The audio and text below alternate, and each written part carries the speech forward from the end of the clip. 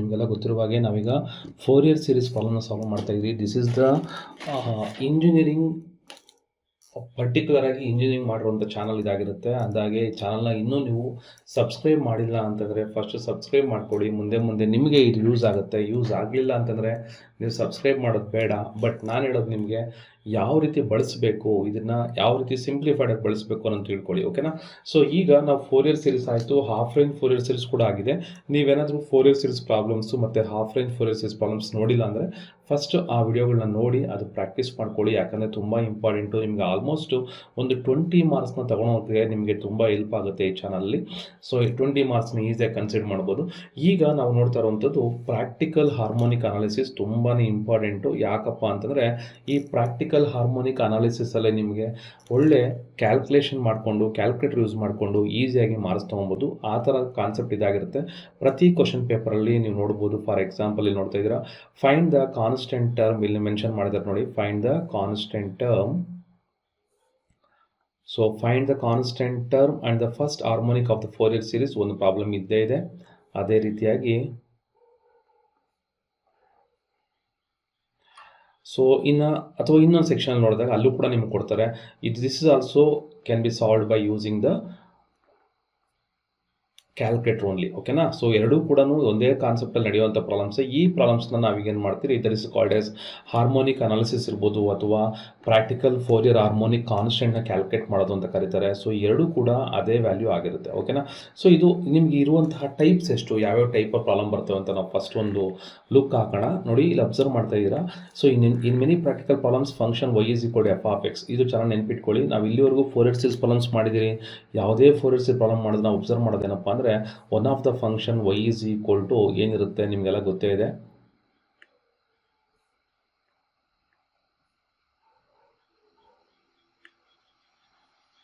That is what, so we will get that usually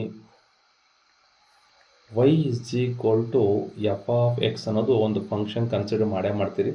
ಅದಾದಮೇಲೆ ನಿಮಗೆ 4 year series formula ಗೊತ್ತೇ ಇರುತ್ತೆ. ಏನಪ್ಪ ಅಂದರೆ f of x is equal to a0/2 plus sigma an ಅಥವಾ summation an cos of the value nx plus summation bn sine of the value nx ಅನ್ನು ನೋಡಿದಿರಿ. ಅಥವಾ ನಾವು ನೋಡಿದಿರಿ ಇನ್ನೊಂದೇನಪ್ಪ ಅಂದರೆ f of x is equal to a0/2 summation an of the value cos of n pi x divided by l plus summation bn sine of the value n pi x divided by l. ಅಂದರೆ depending on different conditions we have used the different problems. ಅಂದಾಗೆ ಇದೇ ವ್ಯಾಲ್ಯೂಸಲ್ಲಿ ನಾವು ಈಗೇನು ಮಾಡ್ತೀರಿ, ಇಲ್ಲಿ practical ಆಗಿ ನಾವೇನು ಮಾಡ್ತೀರಿ, ಕ್ಯಾಲ್ಕುಲೇಟ್ ಮಾಡ್ತೀರಿ. ಅದ್ರಲ್ಲಿ ನಾವು a0/2 ಕ್ಯಾಲ್ಕುಲೇಟ್ ಮಾಡ್ತೀರಿ. ಅದೇ ರೀತಿಯಾಗಿ an ಕೋಎಫಿಷಿಯಂಟ್ನ ಕ್ಯಾಲ್ಕುಲೇಟ್ ಮಾಡಬೇಕು, bn ಕೋಎಫಿಷಿಯಂಟ್ನ ಕ್ಯಾಲ್ಕುಲೇಟ್ ಮಾಡಬೇಕು. ಫಾರ್ ಎಕ್ಸಾಂಪಲ್, ಈಗ ನಿಮಗೆ ಫಸ್ಟ್ ಹಾರ್ಮೋನಿಕ್ ಹೇಳ್ತಾ ಅಂತ ಇಟ್ಕೊಳ್ಳಿ. ನೋಡಿ, ಇವಾಗ ಇದರಲ್ಲಿ ಫಸ್ಟ್ ಹಾರ್ಮೋನಿಕ್ ಅಂದ್ಕೊಳ್ಳಿ. ಅವಾಗ ಏನು ಬರುತ್ತಪ್ಪ ಅಂದರೆ this is actually we know that n ranging from 1 to infinity ಅಂತ ಕೊಡ್ತೀರಿ. Again n ranging from the value 1 to infinity ಅಂತ ಕೊಡ್ತೀವಿ.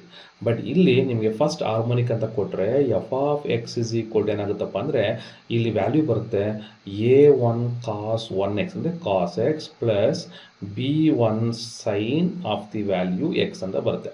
So this is called as first harmonic ಅಂತ ಕರಿತೀವಿ. ಅದೇ ಸೆಕೆಂಡ್ ಹಾರ್ಮೋನಿಕ್ ಅಂತ ಕೊಟ್ಟಾಗ ಏನಾಗುತ್ತೆ, we will find the value of a2 cos 2x plus b2 sin 2x calculate ಮಾಡ್ತೀರಿ. ಓಕೆನಾ? ಸೊ ಅಂದರೆ ನಾವೀಗ ಕೋಎಫಿಷಿಯಂಟ್ ಯಾವ ರೀತಿ ಕ್ಯಾಲ್ಕುಲೇಟ್ ಮಾಡೋದು, a1 ಮತ್ತು b1, a2 ಮತ್ತು b2 ವ್ಯಾಲ್ಯೂನ ಹೆಂಗೆ ಮಾಡೋದು ಅಂತ ನೋಡ್ತೀವಿ. ಸೊ ಯಾವ ಥರಪ್ಪ ಅಂದರೆ just you can observe here. ನೋಡಿ, ಒಂದು ವ್ಯಾಲ್ಯೂನ ನಾವು ಯಾವ ಥರ ಕ್ಯಾಲ್ಕುಲೇಟ್ ಮಾಡ್ತೀರಿ. ಇದು first condition 1/b using the property the mean value of the function is defined by y is equal to f of x range a, b ಇದ್ದಾಗ 1/b minus a to b f of x ಅಂತ ಕರಿತೀರಿ. ಇದು ನಿಮಗೆ problems ಮಾಡ್ಬೇಕಾದ್ರೆ ಮತ್ತೆ ನಾನು explain ಮಾಡ್ತೀನಿ ಯಾವ ಥರ ಯೂಸ್ ಮಾಡ್ತೀರಿ ಅಂತ. ನೋಡಿ, ಇಲ್ಲಿರುವಂಥ ವೆರೈಟಿ ಆಫ್ ಪ್ರಾಬ್ಲಮಲ್ಲಿ ಇದು ಒನ್ ಆಫ್ ದಿ ಪ್ರಾಬ್ಲಮ್ 0 ಇಂದ 2π ಕೊಟ್ಟಿರುವಂಥದ್ದು ಅಥವಾ 0 to 2π ಕೊಟ್ಟಿರುವಂಥದ್ದು. ನೋಡಿ, ಇದು ಡಿಫ್ರೆನ್ಸ್ ಏನು sir, less than or equal to ಇದೆ, ಇಲ್ಲಿ ಲೆಸ್ ದೆನ್ ಮಾತ್ರ ಇದೆ, ಇಲ್ಲಿ ಲೆಸ್ ದೆನ್ ಇದೆ, ಈ ಕಡೆ ಲೆಸ್ ದೆನ್ ಈಕ್ವಲ್ ಟು ಇದೆ. ಸೊ ಹಾಗಾದರೆ a0 ವ್ಯಾಲ್ಯೂ ಏನು? ಸೊ a0 ವ್ಯಾಲ್ಯೂ ಯಾವ ರೀತಿ ಕ್ಯಾಲ್ಕುಲೇಟ್ ಮಾಡ್ತೀರಾ, 1/0 to 2π f of x ಆಯಿತು. ಅಂದರೆ this value is nothing but what 1/2π minus 0 to 2π f of x and dx ಅಂತ ಕನ್ಸಿಡರ್ ಮಾಡ್ತೀರಿ. ಇದೆಲ್ಲ ನಿಮಗೆ ಬೇಡ. ನಿಮಗೆ ಬೇಕಾಗಿರೋದೆಲ್ಲ ಓನ್ಲಿ ದಿಸ್ ಫಾರ್ಮುಲಾ. ಏನು ಫಾರ್ಮುಲಾ 2/n, ನೀವು ಸ್ಮಾಲ್ ಏನಾದರೂ ಬರೀಬೋದು, ಕ್ಯಾಪಿಟಲ್ ಏನಾದರೂ ಬರೀಬೋದು, ತೊಂದರೆ ಇಲ್ಲ. ಎಲ್ಲಿಂದ ಇಲ್ಲಿಗೆ y value, that is what n ranging from 1 to n ಅಂತ ಕರಿತೀರಿ. ನೆನ್ಪಿಟ್ಕೊಳ್ಳಿ, ಇದ್ರಲ್ಲಿ ನಾವು ಪ್ರತಿಯೊಂದಲ್ಲೂ ಕೂಡ n ವ್ಯಾಲ್ಯೂ ಯೂಸ್ ಮಾಡ್ತೀರಿ. ನಾವು ಈಗೇನು ಮಾಡಬೇಕು, ಸಿಗ್ಮಾ ವೈನ ಕ್ಯಾಲ್ಕುಲೇಟ್ ಮಾಡಬೇಕಾಗುತ್ತೆ. ಅದೇ ರೀತಿಯಾಗಿ ಎನ್ ಅಂದರೆ ಏನು, the value N is defined by ನೋಡಿ 2/n sigma, that is summation of the value y cos nx ನ ಯೂಸ್ ಮಾಡ್ತೀವಿ. ದಟ್ ಇಸ್ ವಾಟ್ ಎನ್ ಅಂತ ಕರಿತೀರಿ. ಅದೇ ರೀತಿ ಬಿ ಎನ್ ವ್ಯಾಲ್ಯೂಗೆ 2/n ಸಿಗ್ಮಾ ಅಥವಾ ಸಮೇಷನ್ y sin nx ಅಂತ ಕರಿತೀರಿ. This is a value. ಓಕೆನಾ. ಸೊ ನಾವು ಈ ವ್ಯಾಲ್ಯೂಸ್ನ ಕಂಡುಹಿಡಿತಾ ಬರ್ತೀರಿ. ಮತ್ತು ಎನ್ ವ್ಯಾಲ್ಯೂ ಅನ್ನೋದು ನಮ್ಗೆ ಕೊಟ್ಟಿರುವಂತಹ ಏನು ಡೇಟಾ ಕೊಟ್ಟಿರ್ತಾರೆ ಆ ಡೇಟಾದಲ್ಲಿ ನಾವು ಎನ್ನ ಕ್ಯಾಲ್ಕುಲೇಟ್ ಮಾಡ್ತೀರಿ. ಅದನ್ನು ನಿಮಗೆ ಮತ್ತೆ ಇನ್ನೊಂದ್ಸತಿ ಪ್ರಾಬ್ಲಮ್ ಸಾಲ್ವ್ ಮಾಡ್ಬೇಕಾದ್ರೆ ಹೇಳ್ತೀನಿ. So this is the one type of problem from 0 to 2π. ಇನ್ನೊಂದು ಟೈಪ್ ಆಫ್ ಪ್ರಾಬ್ಲಮ್ ಏನಪ್ಪ ಅಂದರೆ ನೀವು ಅಬ್ಸರ್ವ್ ಮಾಡ್ಬೋದು, that is from 0 to 2l ಅಥವಾ that is what 0 to 2l. ನಾನು ಹೇಳಿದ್ದೀನಿ ನಿಮ್ಗೆ ಈಗ ತಾನೆ ಎರಡು ಥರ ಫಾರ್ಮುಲಾ ಬರುತ್ತೆ ಅಂತ. ದಿಸ್ ಇಸ್ ವಾಟ್, ಇದು ಒಂದು n/xl ಯೂಸ್ ಮಾಡುವಂಥದ್ದು, ಇದು ಮತ್ತು cos nx ಯೂಸ್ ಮಾಡೋದು. ಅಂದರೆ ಇವೆರಡಕ್ಕೂ ಡಿಫ್ರೆಂಟ್ ಫಾರ್ಮುಲಾಗಳನ್ನ ಅಪ್ಲೈ ಮಾಡ್ತೀರಿ. ಆ ಥರ ನಿಮ್ಗೆ ಏನಾದರೂ 2l ಅಂತ ಕೊಟ್ಬಿಟ್ರೆ ಅವಾಗ ನಿಮಗೆ a0 ಫಾರ್ಮುಲಾ ಏನು, that is 2/n sigma, but N formula change ಆಗುತ್ತೆ. That is 2/n sigma y cos of n/x/l ಅಂತ ಯೂಸ್ ಮಾಡ್ತೀರಿ. ಅದೇ ಬಿ ಎನ್ಗೆ 2/n sigma y sin of n/x/l ಅಂತ ಯೂಸ್ ಮಾಡ್ತೀರಿ. ನೆನ್ಪಿಟ್ಕೊಳ್ಳಿ, ಇನ್ ಕೇಸ್ ಇದಾಗಲಿಲ್ಲ ಅಂತಂದರೆ ನಾವೇನು ಮಾಡ್ತೀರಿ, ಸಬ್ಸ್ಟಿಟ್ಯೂಟ್ ಮಾಡ್ತೀರಿ. ಏನು ಸಬ್ಸ್ಟಿಟ್ಯೂಟ್ ಮಾಡ್ತೀರಿ, πx/l will replace this one by theta. Okay, ಅವಾಗ ಏನಾಗುತ್ತೆ ನೋಡಿ, a0 ವ್ಯಾಲ್ಯೂ ಇದೇ ಇರುತ್ತೆ, an value y cos n theta, bn value y sin n theta. Sir ನಮಗೆ an bn ಬೇಡ, a1 b1 ಬೇಕು. ವೆರಿ ಸಿಂಪಲ್, a1 ಬೇಕು ಅಂದ್ಕೊಳ್ಳಿ, a1 is equal to 2/n, that is a common thing. ಇಲ್ಲಿ summation ಬಿಟ್ಬಿಟ್ಟು ಏನು ಮಾಡ್ತೀವಿ, n ಜಾಗದಲ್ಲಿ 1 ಹಾಕ್ತೀರಿ. ಅವಾಗ ಏನಾಗುತ್ತೆ, that is sigma of the value y cos n theta, that is y cos 1 theta ಅಂತ ಯೂಸ್ ಮಾಡ್ತೀವಿ. ಓಕೆನಾ. ಸೊ ದಿಸ್ ವ್ಯಾಲ್ಯೂ ನಾವೇನು ಮಾಡಬೇಕಾಗುತ್ತೆ, ಕ್ಯಾಲ್ಕುಲೇಟ್ ಮಾಡಬೇಕಾಗುತ್ತೆ. ಅದೇ ರೀತಿ ಇಲ್ಲಿ b1 ವ್ಯಾಲ್ಯೂ ಬೇಕು. b1 ಹೆಂಗೆ ಕ್ಯಾಲ್ಕುಲೇಟ್ ಮಾಡ್ತೀರಾ, 2/n sigma y of the value sin theta ಅಂತ ಯೂಸ್ ಮಾಡ್ತೀವಿ. So that means this is the b1 value and this is the a1 value. ಓಕೆನಾ. ಇನ್ನು ಹಾರ್ಮೋನಿಕ್ ಅನಾಲಿಸಿಸ್ನ ನಾನು ನೆಕ್ಸ್ಟ್ ಪ್ರಾಬ್ಲಮ್ಸ್ ಮಾಡ್ತಾ ಹೋಗ್ತೀನಿ. So this is very simple thing, ನೆನ್ಪಿಟ್ಕೊಳ್ಳಿ.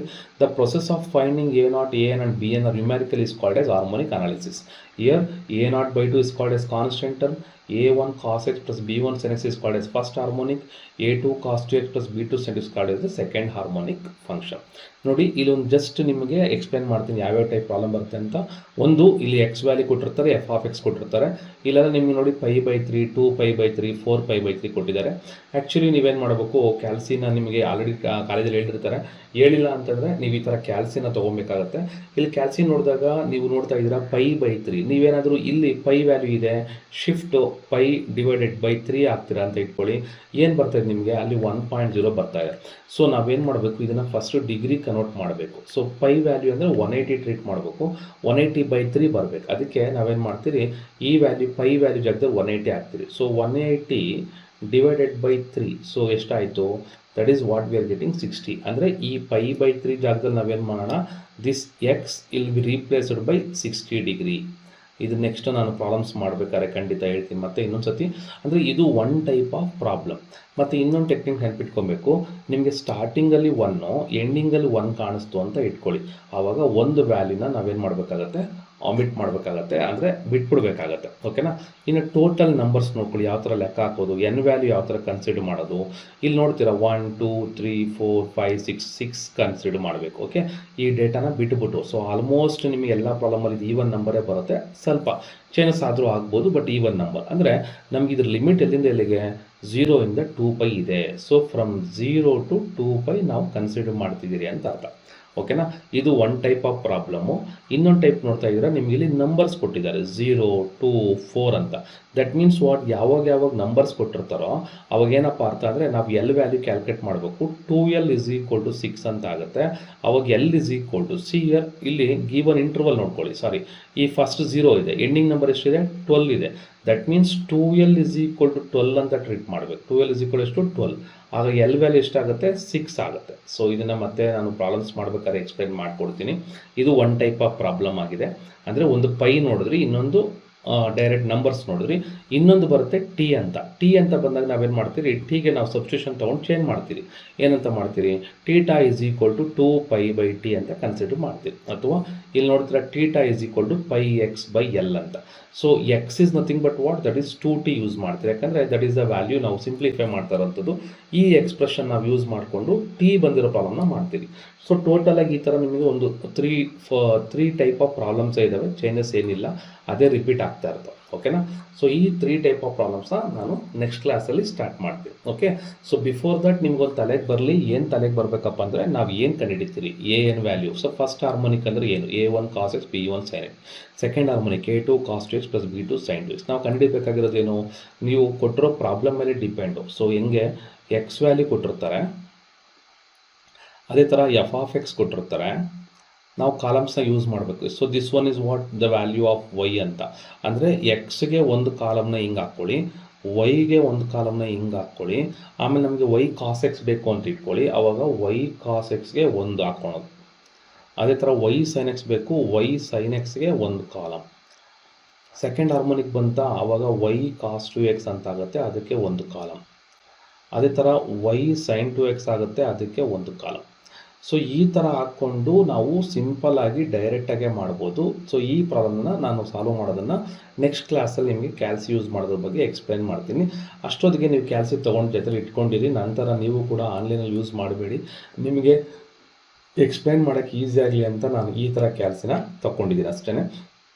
So ಇಲ್ಲಿ ನೀವೇನು ನೋಡ್ತೀರಾ, ಇಲ್ಲಿ ಪಿಂಕ್ ಕಲರ್, ಸಂವಾಟ್ ಪಿಂಕ್ ಕಲರಲ್ಲಿ ನೋಡ್ತಾ ಇದ್ದೀರಾ ಆಲ್ಫಾ ಅಂತ. ಈ ಆಲ್ಫಾ ಬಟನ್ ಯೂಸ್ ಮಾಡಿ ನಾವು ಮ್ಯಾಕ್ಸಿಮಮ್ ಯೂಸ್ ಮಾಡ್ತೀರಿ. ಅದಕ್ಕೂ ಮುಂಚೆ ಇದನ್ನು ಕ್ಲಿಯರ್ ಮಾಡಬೇಕು. ಏನು ಕ್ಲಿಯರ್ ಮಾಡೋದು, ಸೊ ನೋಡಿ ಶಿಫ್ಟ್ ಹೊಡೆದ್ಬಿಟ್ಟು ಈ ಮೋಡ್ ಬಟನ್ ಹೊಡೆದ್ರೆ, ಸೊ ಇಲ್ಲಿ ಕ್ಲಿಯರ್ ಆಲ್ ಅಂತ ಇದೆ. ಸೊ ಬಟನ್ 3 ಹೊಡೆದ್ರೆ ರೀಸೆಟ್ ಆಲ್ ಅಂತ ಬರುತ್ತೆ. ಸೊ ಪ್ರತಿಯೊಂದು ಕ್ಯಾಲ್ಸಿ ಸೈಂಟಿಫಿಕಲ್ಲಿ ನಿಮ್ಗೆ ಇದ್ದೇ ಇರುತ್ತೆ. ಸೊ ಇದು ಫಸ್ಟ್ ಮಾಡೋವಂಥದ್ದು. ಇನ್ನು ಈ ಪ್ರಾಬ್ಲಮ್ಸ್ ಮಾಡಬೇಕಾದ್ರೆ ನಾವು ಎಲ್ಲ ವ್ಯಾಲ್ಯೂಸ್ನ ಡಿಗ್ರಿ ಯೂಸ್ ಮಾಡ್ತೀವಿ. ಸೊ ಡಿಗ್ರಿನಲ್ಲಿ ಅಂದರೆ ನಿಮಗೆ ಫಾರ್ ಎಕ್ಸಾಂಪಲ್ π/3 ಅಂತ ಕೊಟ್ಟರು. So you will get π/3, it is a radian measurement. ಇದು ಬಂದು 60 ಡಿಗ್ರಿ ಅಂತ. ಓಕೆನಾ. ನಾವು ಅವಾಗ ಏನು ಮಾಡಬೇಕು, ಕನ್ವರ್ಷನ್ ಮಾಡಬೇಕು. ಅದಕ್ಕೆ ಏನು ಮಾಡ್ತೀರಿ, ಡಿಗ್ರಿ ಕನ್ವರ್ಟ್ ಮಾಡೋಕ್ಕೆ ಒಂದು ಸಿಂಪಲ್ ಐಡಿಯಾ ಕೊಟ್ಟಿರ್ತೀನಿ. ಮೋಡ್ ಅಂತ ಯೂಸ್ ಮಾಡಿಕೊಂಡು ಮೋಡ್ನ 1 ಸತಿ, second time, third time, fourth time, 4 times ನೀವು ಮೋಡ್ ಬಟನ್ ಒತ್ತಿದ್ರೆ ನಿಮಗೆ ಇಲ್ಲಿ ಡಿಗ್ ಅಂತ ಬರುತ್ತೆ. ಅದು 1 ನೋಡಿದ್ರೆ ನಿಮಗೆ ಮಾಡೋವಂಥ ಪ್ರಾಬ್ಲಮ್ನ ಡಿಗ್ರಿಗೆ ಹೋಗುತ್ತೆ ಅಂತ ಅರ್ಥ. ಅದೇ ರೀತಿ ಮೋಡ್ನ 5 ಟೈಮ್ಸ್ ಕ್ಲಿಕ್ ಮಾಡಿ, 1 2 3 4 5, ಇಲ್ಲಿ ಫಿಕ್ಸ್ ಅಂತ ಬರುತ್ತೆ. ಅಂದರೆ ಈ 1 ನೋಡಿದಾಗ ಏನು ಫಿಕ್ಸ್ ಅಂತಂದರೆ 0 to 9 ಅಂತ ತೋರಿಸುತ್ತೆ. ಯೂಶ್ವಲಿ ನೀವು ಡೆಸಿಮಲ್ಸಲ್ಲೇ ಪ್ರಾಬ್ಲಮ್ಸ್ ಮಾಡೋದ್ರಿಂದ, ಸಪೋಸ್ ನಿಮಗೀಗ ಈ ಡೆಸಿಮಲಲ್ಲಿ 0 2 3 5 6 7 ಎಲ್ಲ ಬರ್ತಾ ಹೋಗ್ತಾ ಇರುತ್ತೆ. ನೀವು ರೌಂಡ್ ಆಫ್ ಮಾಡಬೇಕು. ಅದಕ್ಕೆ ಏನು ಮಾಡ್ತೀರಿ, ಈ ಫಿಕ್ಸ್ ಬಟನ್ನ ಯೂಸ್ ಮಾಡ್ತೀರಿ. ಸೊ ನಮಗೆ 4 ಡೆಸಿಮಲ್ಸ್ ಸಾಕು. ಆವಾಗ ನಿಮ್ಗೆ ಏನೇ ಆನ್ಸರ್ ಬಂದರೂ ಈ ಥರ ಬರುತ್ತೆ, 0.4 ಡೆಸಿಮಲ್ಸ್ ಮಾತ್ರ ಬರುತ್ತೆ. ಅಂದರೆ ಇದು ರೌಂಡ್ ಆಫ್ ಆಗಿಬಿಟ್ಟು ಕೊಡುತ್ತೆ. ಈ 2 ಸೆಟ್ಟಿಂಗ್ಸ್ನ ನೀವು ಕ್ಯಾಲ್ಸಿನಲ್ಲಿ ಮೊದಲೇ ಕಲ್ತ್ಕೊಂಡಿರಿ. ನೆಕ್ಸ್ಟ್ ಕ್ಲಾಸಲ್ಲಿ ಪ್ರಾಬ್ಲಮ್ಸ್ ಮಾಡಬೇಕಾದ್ರೆ ನಿಮಗೆ ಈಸಿ ಟೆಕ್ನಿಕ್ ಹೇಳ್ಕೊಡ್ತೀನಿ. ಓಕೆನಾ. So thank you very much for watching this one and get ready with your scientific calculator. So any of the scientific calculator use ಮಾಡ್ಬೋದು. ಬಟ್ ಯೂಶ್ವಲಿ ನಾವೇನು ಮಾಡ್ತೀರಿ, FX 991 ಐ ಥಿಂಕ್ ಕ್ಯಾಶೋ ಯೂಸ್ ಮಾಡ್ತೀರಿ. ಯಾಕಂದರೆ ಸಾಮಾನ್ಯವಾಗಿ almost ನಾನು ಮೊಬೈಲಲ್ಲೇ ಸೈಂಟಿಫಿಕ್ ಯೂಸ್ ಮಾಡೋದ್ರಿಂದ ನಾನು ಅದನ್ನು ಫಿಸಿಕಲಿ ನಿಮಗೇನು ತೋರಿಸಲ್ಲ. ಐ ಥಿಂಕ್ ಇದು ಕೂಡ ನಿಮಗೆ ಅರ್ಥ ಆಗುತ್ತೆ, ಸೇಮೇ ಇರುತ್ತೆ ನಿಮಗೆ. ಇನ್ನೂ ಒಂದು ಕ್ಯಾಲ್ಕುಲೇಟರು also I will use. So I will show that one also. Show that one. ಇದು ಕೂಡ ನಾನು ಯೂಸ್ ಮಾಡ್ಬೋದು ಕೆಲವು ಟೈಮು. ಇದು ಕೂಡ 2 ಸೇಮೇ ಇರುತ್ತೆ. ಓಕೆನಾ. ಸೊ ಆಲ್ಮೋಸ್ಟ್ ಕ್ಯಾಸಿಯೋದು ಏನು ಬರ್ತಿದ್ದೇನೆ. ಬಟ್ ಇಲ್ಲೇನಪ್ಪ ಅಂದರೆ ಮೋಡ್ ಅಂತ ಹೊಡೆದಾಗ ನಂಗೆ ಆಪ್ಷನ್ಸ್ ಬಂದ್ಬಿಡುತ್ತೆ, ಹಾಗಾಗಿ ಇದು ಬೇಡ. ಸೊ ಇದು ಕೂಡ ಯೂಸ್ ಆಗುತ್ತೆ. ಬಟ್ ಮೋಡ್ ಇದಾದರೆ ಮೋಡ್ ನಿಮ್ಗೆ ಏನು ಬರುತ್ತೋ ಅದೇ ಥರ ಮೋಡ್ ಬರ್ತಾ ಹೋಗ್ತಾ ಇರುತ್ತೆ. ಇದು ನೀವು ಹೊಡೆದಾಗ ನಿಮ್ಮ ಕ್ಯಾಲ್ಸಿ ಈ ಥರ ಇದ್ದರೆ ಮೋಡ್ ಅನ್ನೋ ಬಟನ್ಸಲ್ಲೇ ಬರುತ್ತೆ ಯಾವ್ಯಾವ ಬೇಕು ಅಂತೇಳಿ. ಸೊ ಮೋಡ್ ನಾನು ಮ್ಯಾಥ್ಸ್ ಜನರಲ್ ತಗೋತೀನಿ. ಸೊ ಮೋಡ್ನ ನಾನು ಕನ್ಸಿಡರ್ ಮಾಡೋದೇ ಆ ಥರ. ಓಕೆನಾ. So this is the mode use ಮಾಡೋವಂಥದ್ದು. ಇಲ್ಲಿ ಮೋರ್ ಕೊಟ್ಟಿದ್ದಾರೆ, ಅವೆಲ್ಲ ಬೇಡ ನಿಮಗೆ. ಸೊ ಈ ಕ್ಯಾಲ್ಸಿನ ಯೂಸ್ ಮಾಡಿ, it will be more better. Okay.